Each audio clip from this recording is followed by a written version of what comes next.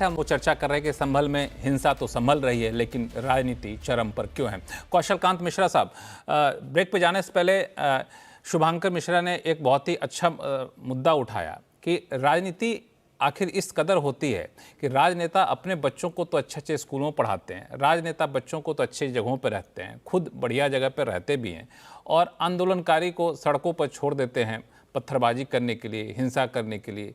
गरीब आदमी मारा जाता है, जो एक शख्स मारा गया उसकी कहानी पढ़ रहा था, बहुत ही दर्दनाक था कि एकमात्र कमाने वाला शख्स था, गोली लग गई, मर गया, उसके बच्चों को कौन खिलाएगा पिलाएगा इसकी चिंता है। अस्पताल गया तो वहाँ पे उससे पैसे मांगे गए इंजेक्शन देने के। तो इस तरह के माहौल में आखिर राजनीति सकारात्मक करने का वक्त आ गया है ना। अब तो प्रधानमंत्री भी बार बार कहते हैं कि भारत को दुनिया की तीसरी सबसे बड़ी अर्थव्यवस्था बनाना है। तो हम लोग बजाय इस हिंसा के, ऐसे हिंसा हो तो हम लोग कोई सकारात्मक संदेश दें कि सद्भाव के साथ रहिए, ऐसी पहल पॉलिटिकल पार्टीज क्यों नहीं करती है? लक्ष्मण जी, सबसे पहले तो ये देखिए आपका सवाल कि लोग भीड़ के साथ क्यों खड़े होते हैं। भीड़ के साथ समाजवादी पार्टी हमेशा क्यों खड़ी होती है? इसलिए क्योंकि उनको उसमें वोट बैंक नजर आता है। आप ये बताइए, भारतीय जनता पार्टी का कौन सा पॉलिटिकल लीडर था जो सर्वे में था? कौन सा पॉलिटिकल लीडर था जो वहां उस साइट पे गया था? कोई नहीं। ये सीधे सीधे समाजवादी पार्टी के मेंबर ऑफ पार्लियामेंट। इसमें कौशल जी मैं थोड़ा सा कौशल जी आपको थोड़ा सा यहाँ पे रोकना चाहूंगा या फिर टोकूंगा कि ये बात घुमा फिरा के समाजवादी पार्टी तक ले जाना, तो समाजवादी पार्टी के प्रवक्ता से काफ़ी हम लोग सवाल जवाब कर भी चुके हैं। लेकिन ठीक है, अगर वो मान लिया जाए आप ही के शब्दों में कहें वो नहीं रुक रहे हैं, भीड़ को इकट्ठा कर रहे हैं, आप ही के शब्दों में कहें भीड़ को आक्रामक कर रहे हैं, तो प्रशासन किस बात का, सरकार किस बात का? सरकार तो यही है ना कि सबके एक समान भाव से रक्षा करे। बिल्कुल लक्ष्मण जी, मुझे ये बताइए, इतने पुलिस वाले घायल हुए, एक पुलिस वाले की टांग में गोली लगी, किसी भी विपक्षी ने या किसी भी और पॉलिटिकल पार्टी के लीडर्स ने उसकी बात क्यों नहीं की? क्यों? क्योंकि वो वोट बैंक नहीं था, क्योंकि उसको वहां सिंपैथी नहीं मिलती। समस्या यह है कि प्रशासन आज योगी जी और मोदी जी का है। यही वजह है कि उत्तर प्रदेश में दंगे नहीं हो रहे हैं, यही वजह है कि देश में जगह जगह बम ब्लास्ट नहीं हो रहे हैं। आपको याद होगा, पहले हम बस स्टेशन, रेलवे स्टेशन, दुकानों पर जाते थे, मार्केट में जाते थे, लिखा होता था कि कोई भी अनचाही चीज मत छूइए, बम हो सकता है। अब वो बैनर पोस्टर खत्म हो गए। क्यों? क्योंकि ऐसा प्रशासन चल रहा है।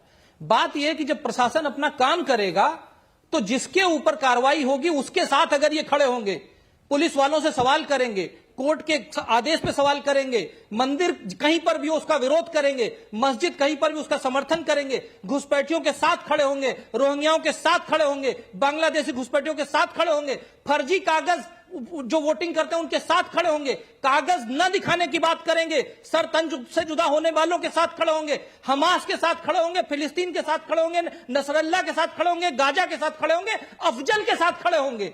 हद तो यह है कि अफजल के साथ खड़े होंगे और अपनी सर्जिकल स्ट्राइक पे क्वेश्चन करेंगे। अगर ये चीज इनको ये नजर आती है, और यही आप याद कीजिए ना, 26/11 का हमला था जिसके पास सेना के प्रमुख माननीय मनमोहन सिंह के पास गए थे। ये मैं नहीं कहता, किताबों का फैक्ट है। उन्होंने कहा था हमें कुछ कार्रवाई करनी चाहिए, तो हमारे देश के वो कमजोर प्रधानमंत्री ये कह रहे थे कि अगर हम पाकिस्तान पे कुछ कार्रवाई करेंगे तो हमारे देश के मुसलमान नाराज हो जाएंगे। लक्ष्मण जी, जब तक 5 साल की सरकार आपका मेन लक्ष्य रहेगी तो देश कमजोर होता रहेगा। आज माननीय मोदी जी 2047 की बात करते हैं, वो ये नहीं कहते कि वो उनकी सरकार रहेगी या नहीं रहेगी, वो 2047 में विश्व गुरु बनने की बात करते हैं, विश्व बंधुत्व की बात करते हैं, देश को पहली इकॉनमी की बात करते हैं, सबका साथ सबका विकास की बात करते हैं। उनकी योजनाओं में सड़क बन रही है, स्वास्थ्य मिल रहा है, लोगों को बैंक में अकाउंट में पैसे आ रहे हैं, गैस का कनेक्शन मिल रहा है, सब कुछ मिल रहा है। वो धर्म और ठीक है, अब बहुत दूर तक चले गए, बहुत दूर तक चले गए। विनोद बंसल जी, आप सबके जवाब में बीच पे टोक रहे थे, इसीलिए मैं सोचता हूं आपके पास सवाल लेके ही आ जाऊं। विनोद बंसल साहब, कि आखिर कब तक पीछे जाएंगे, कब तक हम मंदिर की खोज में पड़े रहेंगे, मस्जिदों में? अगर यही सत्य की खोज में रहेंगे तो आपको नहीं लगता है कि हम लोग समाज एक तरह से भटकता हुआ दिखेगा, अगर इस तरीके से हिंसात्मक तरीके से सत्य की खोज करने लगे तो? नहीं लक्ष्मण जी, सत्य की खोज में हिंसा कहाँ है? हिंसक नेतृत्व जो है वो हिंसा हुई फैला ना? रहा है। आप यही तो ही बेसिक अंतर है। आप ही बोल रहे हैं हम तो कि सत्य ये हम की खोज सत्य की देखिए खोज में गए। डेमोक्रेटिक तरीके से कर रहे हैं ना जी। हाँ। मैं भी तो कह रहा हूं, देखिए मैं, आप मेरी बात को समझ नहीं पाया लगता। मैं कह रहा हूं, देखिए हम सत्य की खोज में हैं, समाज सत्य की खोज में है। हम की बात नहीं कर रहा मैं, विश्व हिंदू परिषद नहीं है। देखिए इस पूरे केस में कहीं विश्व हिंदू परिषद है क्या सामने? नहीं है। संघ परिवार का कोई घटक है सामने? नहीं है। एक व्यक्ति ने याचिका दायर करी, वो जानना चाहता है आखिरकार कि ये सत्य क्या है, उसकी जानकारी होनी चाहिए। और मैं कहता हूं उसके साथ प्रत्येक व्यक्ति को, प्रत्येक समुदाय को और प्रत्येक नागरिक को खड़ा होना चाहिए कि नहीं होना चाहिए। इस बात को मानते कि नहीं मानते? आपके शुद्ध दर्शक अच्छी तरह जानते हैं। ये कोर्ट न्यायालय बने किस लिए भाई? और आगे पीछे की बात क्या भाई? जब जिसको पता लगा वो खड़ा हो गया, उसने जानकारी करनी चाहिए। सत्य उसने, कोर्ट ने सर्वे कर दिया। सर्वे करने के बाद कोर्ट डिसाइड करेगा या पत्थरबाजी डिसाइड करेंगे क्या होना चाहिए। तीसरी बात यह कि ये कौन डिसाइड करेगा कितना पीछे जाना, कितने आगे जाना? अरे भाई अयोध्या मथुरा काशी की बात की थी ना जी, आपको तो याद है लक्ष्मण जी। हमारी तो अयोध्या भी धरी रह गई और माननीय सर्वोच्च न्यायालय में 25 वकील कांग्रेस और उनके कोख में से जन्मे राजनेताओं ने खड़े कर दिए। माननीय सर्वोच्च न्यायालय के मुख्य न्यायाधीश के ऊपर महाभियोग तक लगा दिया कि आप अभी 19 में इलेक्शन है, उससे पहले आप सुनवाई नहीं कर सकते। आप सोचिए जी किस तरह की विभत्स कांड हमारे साथ हुए। हिंदू समाज दुनिया का एकमात्र ऐसा समाज है, ये भारत एकमात्र ऐसा देश है जहां का बहुसंख्यक समुदाय, यहाँ के तथाकथित अल्पसंख्यक समुदाय को उत्पीड़न का शिकार रहा है। और आज का नहीं, पिछले 1000 वर्षों से रहा है। 500 वर्ष से तो राम जन्मभूमि के लिए केस लड़ रहे हैं हम। आज अगर संभल की बात आई है तो उसको सामने आ जाना चाहिए ना जी। या तो देखिए सर्वे से कौन भागता है लक्ष्मण जी? जो तो मतलब कि ऐसे ही सारे मस्जिदों का सर्वे करेंगे आप? मतलब ऐसे ही सारे मस्जिदों का सर्वे करना चाहिए और पता करना चाहिए कि वहाँ कहीं मंदिर तो नहीं था, या फिर मंदिर को तोड़कर तो मस्जिद नहीं बनाया गया है। नहीं, हमने नहीं कहा कभी लक्ष्मण जी, हमने कभी नहीं कहा इस बात को। सारी मस्जिदों क्यों करना भाई? हाँ। जिसकी जानकारी मिलेगी, जिसके तथ्य सामने आएंगे, जो खुद जो निर्माता है मस्जिद के, आप सोचिए ना, मस्जिद के निर्माता जो मुगल शासक हैं, उनकी किताबों में सब लिखा हुआ है कि हाँ ये मैंने तोड़ा था और ये मंदिर था उसका नाम, और ये ऐसे तब तोड़ा था, इसलिए तोड़ा था। तो जब अतीकुर रहमान साहब, ये लॉजिक कितना एक्सेप्टेबल है आपको कि जहां तक हमारे पास रिकॉर्ड मिलेगा कि किस मंदिर को तोड़ के मस्जिद बनाया गया था, वहां तक हम सत्य की खोज करेंगे? नहीं, इसीलिए जो अयोध्या का जजमेंट आया राम जन्मभूमि का, उसमें सुप्रीम कोर्ट ने इसी बात को कहा था कि कब तक के आप हिंदुस्तान के लोगों को इस आग में झुलसाते रहोगे।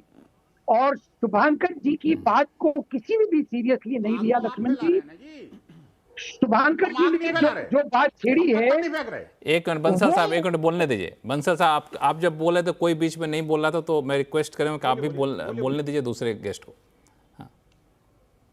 शुभांकर जी ने जो बात की है वो ही हमारा मुद्दा होना चाहिए कि आखिर कब तक के पीछे जाएंगे। और कितनी अच्छी बात की है शुभांकर जी ने कि हागिया सोफिया और मस्जिद अक्सा का जिक्र किया। मैं इतना खुश हुआ इनकी बात सुनकर कि इंडिया के बाहर जाना पड़ा इनको उदाहरण देने के लिए। यानी कि हिंदुस्तान का मुसलमान इस चीज को नकारता है कि आप हिस्टोरिकल रॉन्ग्स आज के कॉन्स्टिट्यूशन में ढूंढे, और यही सुप्रीम कोर्ट की लैंग्वेज होनी चाहिए थी। लेकिन आज चीफ जस्टिस ऑफ इंडिया ने, जो कि जा चुके हैं, उन्होंने सिर्फ एक आस्था को खुश करने के लिए दूसरी आस्था को रोंगा। और हम देखते रहेंगे कि विनोद बंसल जी का ऑर्गेनाइजेशन, जो कि पूरे भारत में इस तरह की आग लगाने पर आमादा है, अभी अभी इन्होंने कबूल की है वो बात। आग तो आपके लोग लगा रहे हैं भाई, बिल्कुल नहीं लगा रहा। विनोद बंसल साहब मुस्कुरा रहे थे। हाँ बोलिए कि विनोद बंसल साहब, हम तो न्यायालय की शरण में हैं लक्ष्मण जी। देखिए मैं कहता हूं हम तो न्यायालय की शरण में है भाई, हम तो पीड़ित पक्षकार हैं। बहुसंख्यक होते हुए एक मिनट कौशल कांत जी कुछ बोलना चाहते हैं। एक मिनट कौशल कांत जी को मौका। कौशल कांत जी संक्षिप्त अपनी बात रखे, शो का समय खत्म होने वाला। कौशल कांत जी। बिल्कुल लक्ष्मण जी, ये तब तक चलता रह सकता है जब तक देश के एक एक नागरिक का संवैधानिक अधिकार ये बाबा साहब अंबेडकर का संविधान दे रहा है।